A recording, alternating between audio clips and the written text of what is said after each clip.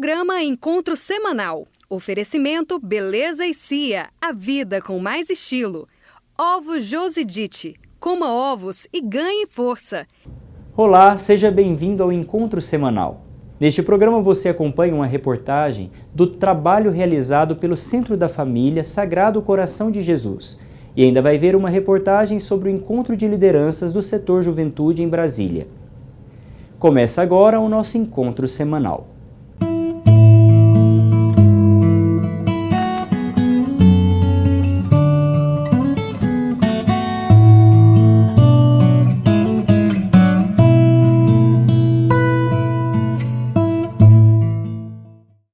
O Centro da Família Coração de Jesus é uma obra social da Arquidiocese de Goiânia. Ele é administrado pelas irmãs do Instituto Coração de Jesus e sua missão é orientar as famílias. É presente de Deus, é no céu já aqui, o amor mora ali e se chama família. O Centro da Família está localizado no setor central de Goiânia. A sua missão é servir a família com orientações e aconselhamentos. O centro atende por ano aproximadamente 5.000 pessoas. Nós temos atendimento psicológico aqui, nós temos também o grupo Paternidade Responsável, né? Tem uns cursos que acontecem aqui, 2 encontros por ano, e depois os casais acompanham semanalmente esses casais que vêm para orientação. Atuante desde 2010, o Centro da Família Coração de Jesus é administrado pelas irmãs do Instituto Coração de Jesus, uma comunidade religiosa de mulheres consagradas a Deus e a seu serviço na igreja. Para nós, assim, é mais do que urgente e necessário, né, favorecer e ser um apoio, né, para as famílias que nos procuram, e também de estarmos aqui à disposição para mostrar que a família é um bem, que a família é um dom de Deus e que nós estamos aqui para colaborar, para zelar por este bem precioso que é a família. Durante o noivado, Jurema e Marcos foram instruídos por um padre a procurar o Centro da Família. As orientações ajudaram a entender e praticar, segundo as determinações da Igreja, os métodos naturais para espaçar o nascimento dos filhos, quando isso se torna necessário. Quando nós ficamos noivos, com o conhecimento que nós tínhamos que, como casal católico, cristão, nós não poderíamos fazer uso de métodos contraceptivos no casamento, então nós procuramos algum lugar que pudesse nos dar instrução do método de Billings, que é um método natural que é sugerido para casais cristãos católicos. Há 3 anos e meio, o casal procurou orientações no Centro da Família como participantes e, após o casamento, foram convidados a serem orientadores para novos casais que buscam a paternidade responsável. Como casais que, quando nós procuramos quando éramos noivos, fizemos o curso, que foi um final de semana, e depois tivemos orientações durante 6 semanas seguidas para acompanhamento dos métodos naturais. E depois que nós casamos, nós fomos convidados a participar do projeto como orientador do método de Billings. Casados há 3 anos, a família de Marcos e Jurema recebe o fruto do amor, o seu filho Arthur. O Centro da Família tornou para eles uma extensão de sua casa. O Centro da Família, ele passou a ser para mim e para minha família uma extensão da nossa casa. Aqui nós partilhamos o projeto de Deus dentro da nossa família, para os casais que nos procuram e para os casais orientadores também. Há uma grande partilha de vida, uma comunhão e uma participação de todos para que nós possamos crescer juntos nas alegrias que nós vivemos como família e também nas dificuldades.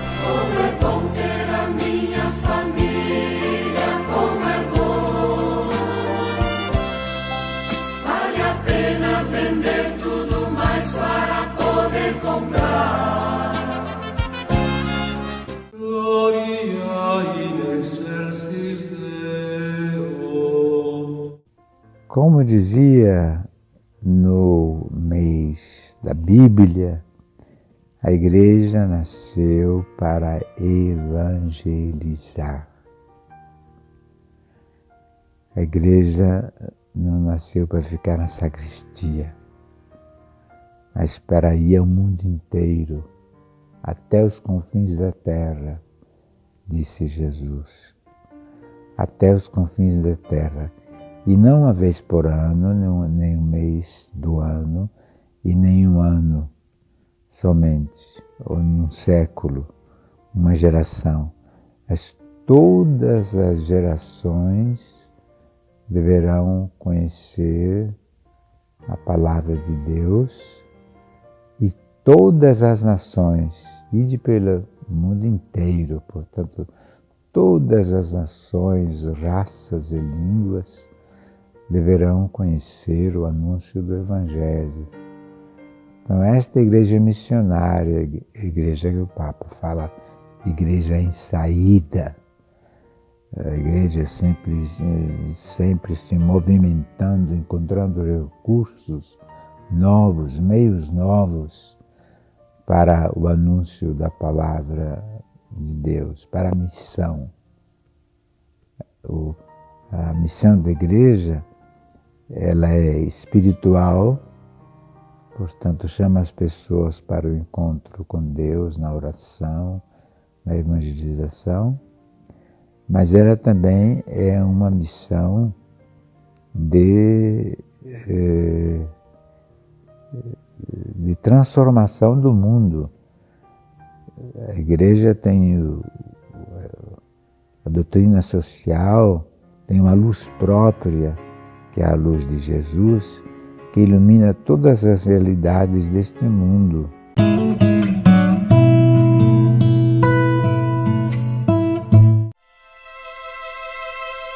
A história não passa de um amontoado de fatos aos que se fazem desatentos, mas se torna motivo de ação de graças quando encarada como história de salvação.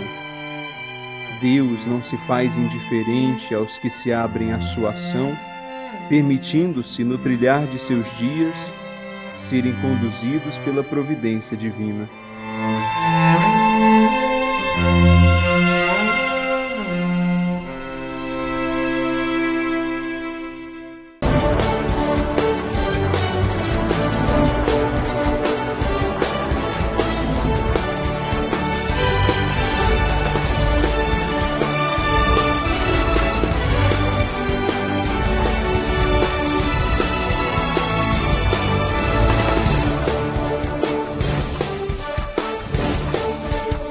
Ovos Josidite, qualidade e saúde para a sua vida.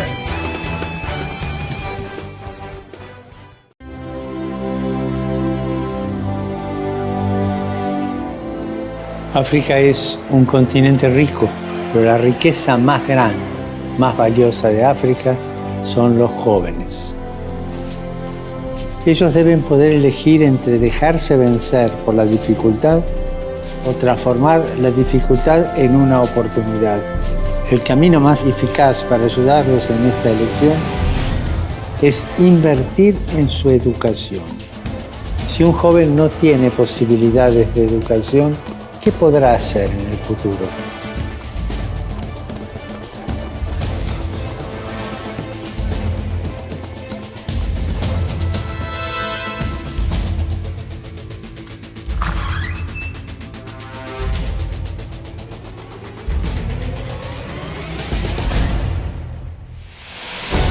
Pidamos para que los jóvenes del continente africano tengan acceso a la educación y al trabajo en sus propios países.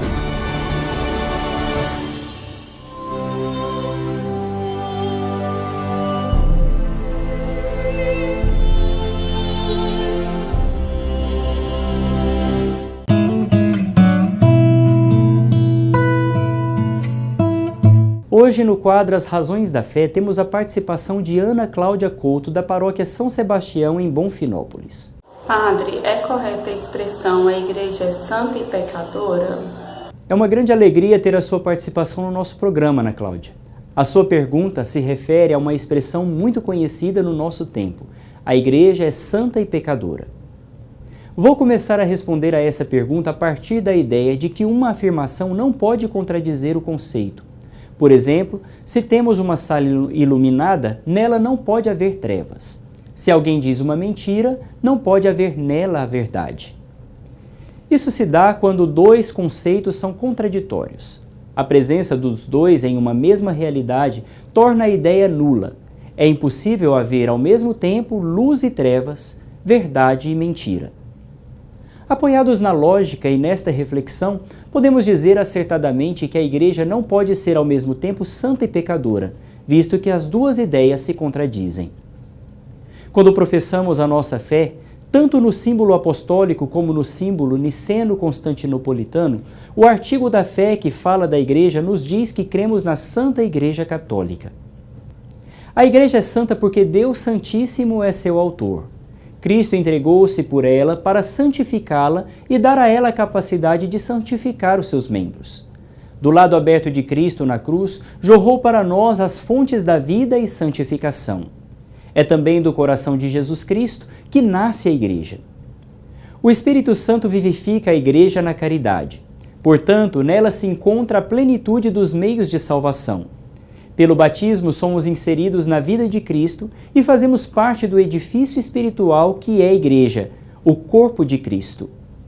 Isto significa que cada um de nós temos vocação à santidade. Santidade a qual somos chamados por Deus a participar.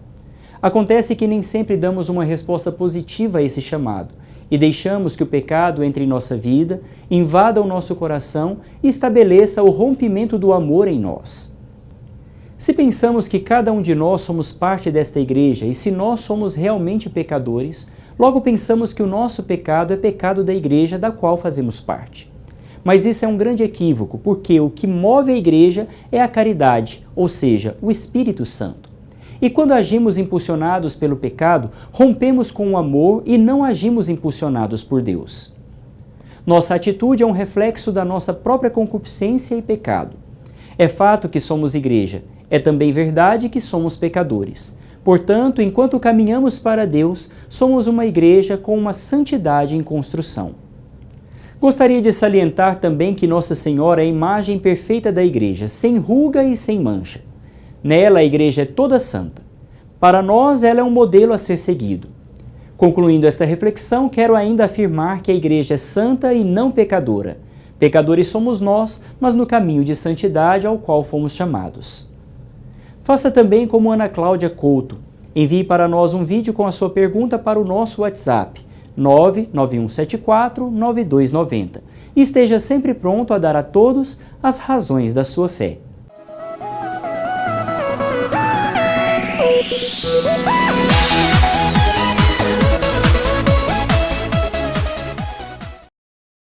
Aconteceu em Brasília o 14º Encontro Nacional dos Responsáveis Diocesanos da Juventude. O evento teve como tema a mística e eclesiologia do Papa Francisco na evangelização da juventude a partir do projeto ID. Acompanhe a reportagem. O 14º Encontro Nacional dos Responsáveis Diocesanos de Juventude reuniu padres, religiosos, religiosas e leigos adultos que trabalham com a juventude no Brasil. Monsenhor Antônio Catelã, assessor da Comunicação Episcopal Pastoral para a Doutrina da Fé da CNBB, fala sobre o tema A Mística e a Eclesiologia de Papa Francisco na evangelização da juventude a partir do projeto ID. Nesse encontro nacional, que foi organizado pela Comissão Parolaicar para a Juventude da CNBB, para assessores e adultos que acompanham os jovens nas dioceses, o projeto foi revisado, estudado, sob uma perspectiva, que é a perspectiva da espiritualidade e da eclesiologia do Papa Francisco. Isso não modificou o projeto já está escrito, já está entregue, mas ajudou com que o projeto fosse lido numa perspectiva unitária, percebendo que, no fundo, em cada um dos 5 eixos, se requer e há elementos presentes de uma espiritualidade que motivam as ações que estes eixos vão levar à ação em cada diocese. O amor às pessoas favorece o encontro em plenitude com Deus. É iluminados por esta palavra e também com o testemunho do Papa Francisco que a juventude no Brasil é encorajada por meio do projeto ID a ir e fazer ecoar a palavra de Deus a toda a realidade juvenil. O encontro reuniu aproximadamente 200 participantes de várias regiões do Brasil.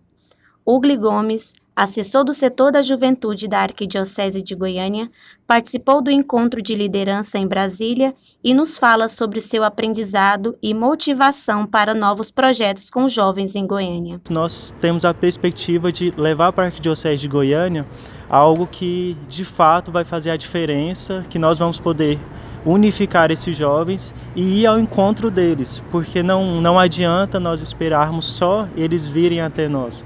Nós precisamos ser protagonista. O Papa Francisco vem falando muito isso, que o jovem precisa ser o protagonista, né? O protagonista juvenil. Então é isso que nós precisamos sair daqui desse encontro motivados a fazer na nossa arquidiocese. Érica Rodrigues, da Diocese de Lusiânia, participa do evento nacional pela segunda vez e destaca a importância do encontro e a atenção e o carinho que a Igreja Católica no Brasil tem com a juventude. Especialmente porque é nesse ambiente que eu percebo todo o cuidado, carinho e atenção que a Igreja do Brasil, né, a Igreja Católica no Brasil, tem dedicado à juventude. Esse ano a gente refletiu basicamente dentro do projeto ID 3 cartas do Papa, né, que podem ser como luzeiros para ir iluminando os nossos projetos, as nossas ações a partir do ID.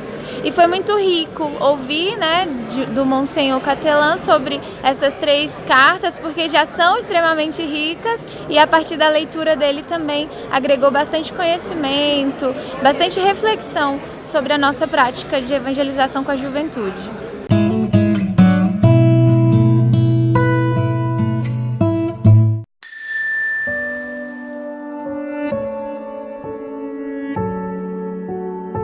A intercessão é uma oração de pedido que nos conforma de perto com a oração de Jesus. Interceder, pedir em favor dos irmãos, é próprio de um coração que fez uma experiência com a misericórdia de Deus. Em Fátima, Nossa Senhora revelou aos pastorinhos a necessidade de rezar o terço todos os dias. Rezar o terço é aproximar-se da Mãe e, assim, aproximar-se de Deus. Rezemos sempre sem cessar, para que muitos se aproximem de Cristo, nosso Senhor, ouçam sua voz e respondam ao seu chamado. Assim, cada dia mais, a Igreja terá sacerdotes segundo o coração de Jesus. Vale a pena dizer sim a Ele.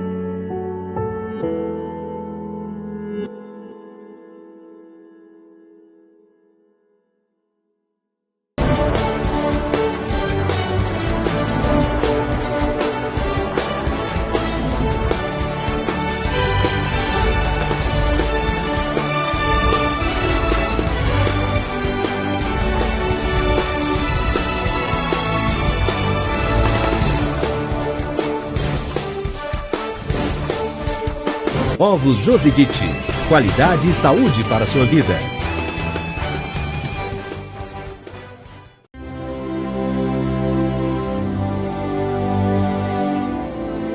África es un continente rico, pero la riqueza más grande, más valiosa de África son los jóvenes. Ellos deben poder elegir entre dejarse vencer por la dificultad o transformar la dificultad en una oportunidad. El camino más eficaz para ayudarlos en esta elección es invertir en su educación. Si un joven no tiene posibilidades de educación, ¿qué podrá hacer en el futuro?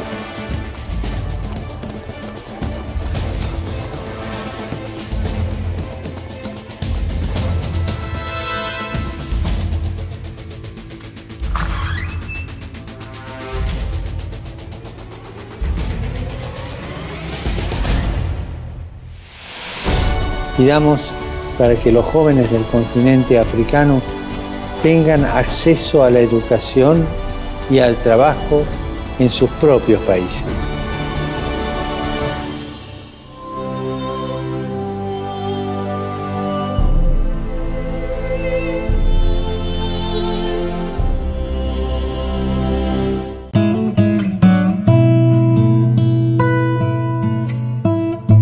Hoje vamos entrevistar Dom Moacir Silva Arantes, coordenador de Pastoral Arquidiocesano. Na entrevista vamos falar sobre o 6º Congresso Regional da Pastoral Familiar.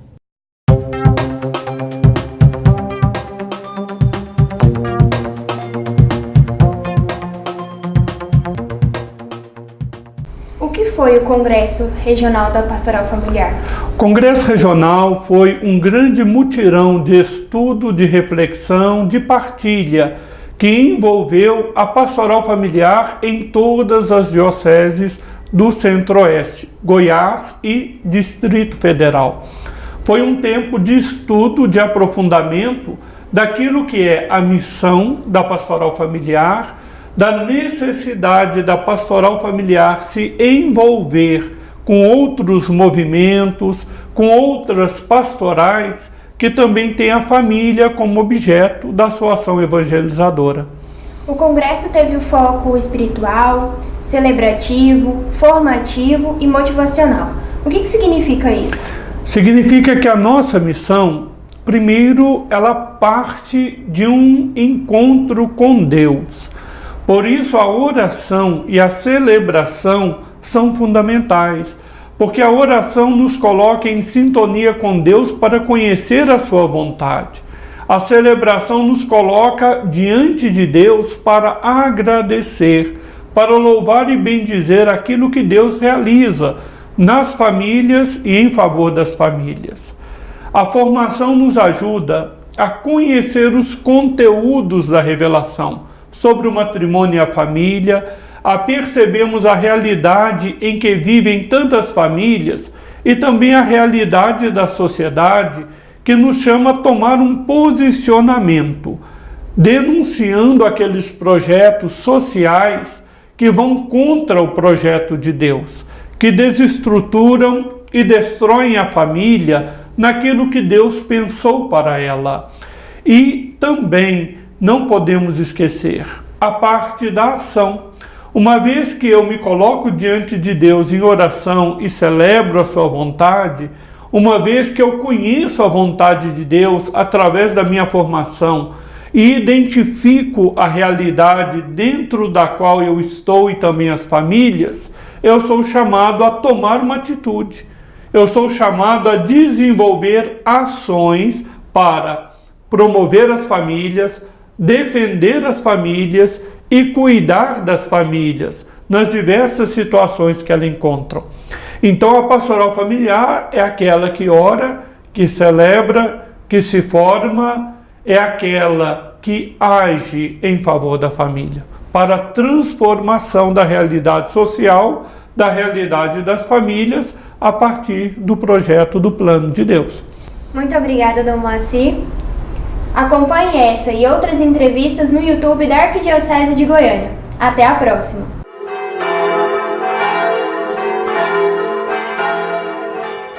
Nas últimas semanas temos tratado da castidade, que se refere à virtude da temperança.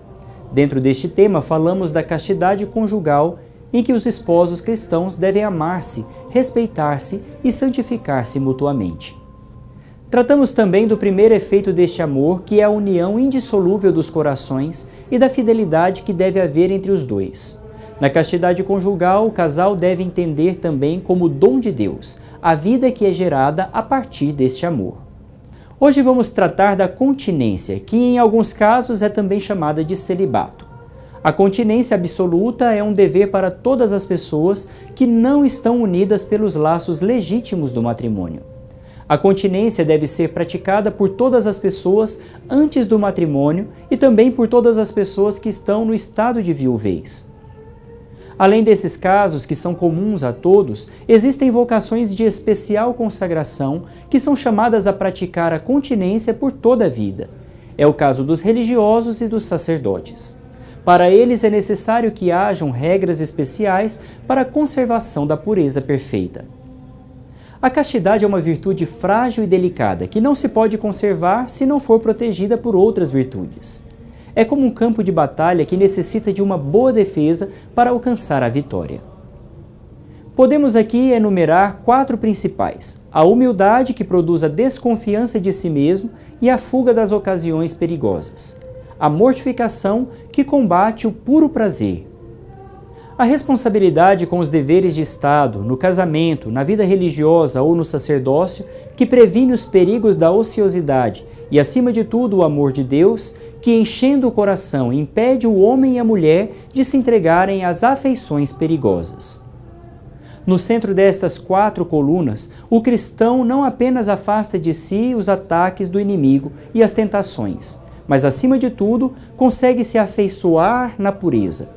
Como diz São Mateus, bem-aventurados os puros de coração, porque verão a Deus.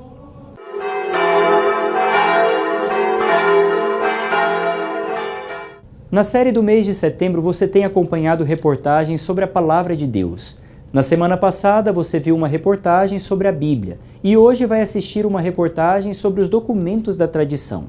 A Sagrada Tradição e a Sagrada Escritura estão unidas. Tanto uma como a outra tornam presente e fecundo na Igreja o mistério de Cristo. Os documentos bíblicos se baseiam na tradição da Igreja, certo?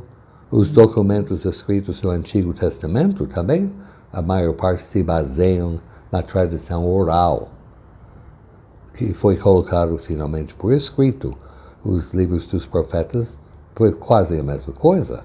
Eles tinham discípulos que ouviram e passaram, e alguém finalmente escreveu, juntou o material todo, mas sempre pensando na situação para a qual eles escreviam.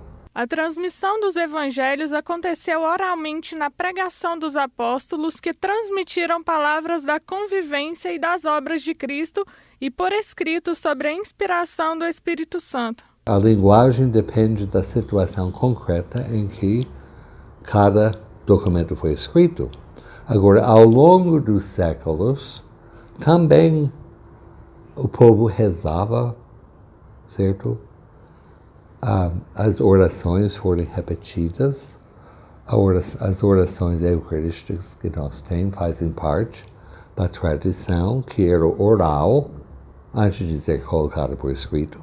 Por meio da tradição, a Igreja, em sua doutrina, vida e culto, perpetua e transmite a todas as gerações tudo o que ela é e tudo o que crê. Tem um imenso número de documentos que foram escritos ao longo de séculos e que são parte da tradição da Igreja. A tentativa sempre de interpretar a vontade de Deus para os dias de hoje. Houve documento escrito que depois foi corrigido, porque nova época, nova compreensão da verdade. O ofício de interpretar autenticamente a palavra de Deus, escrita ou transmitida, foi confiado ao magistério da Igreja, cuja autoridade se exerce em nome de Jesus Cristo. Os documentos conciliares, todos, desde o Concílio de Nicéia até Vaticano II, pronunciamentos dos papas, encíclicas, etc., documentos até das conferências episcopais, documentos dos próprios bispos, das dioceses, às vezes, é o que nós chamamos de o magistério da Igreja, certo? É o que a Igreja ensina. E o que ela ensina sempre é uma tentativa de fazer com que a verdade da Bíblia, a verdade do Evangelho, seja anunciado de uma forma mais compreensível para o povo da época em que aquele documento foi escrito. Mais uma vez, chegamos ao final do nosso programa. Acesse as nossas redes sociais, Facebook e Instagram, e acompanhe todas as edições do programa no YouTube da Arquidiocese de Goiânia. Nos vemos na próxima semana no nosso encontro semanal. Como é bom ter a minha família, como é bom. Vale a pena vender tudo mais para poder comprar esse campo que esconde um tesouro. No próximo encontro você vai ver uma reportagem sobre a ordenação sacerdotal e ainda acompanhe o 4º episódio da série A Palavra de Deus. Participe você também do programa Encontro Semanal, todo sábado às 8h30 da manhã e às 17 horas aqui na PUC TV. Programa Encontro Semanal. Oferecimento Beleza e Cia, a vida com mais estilo. Ovos Josidite. Coma ovos e ganhe força.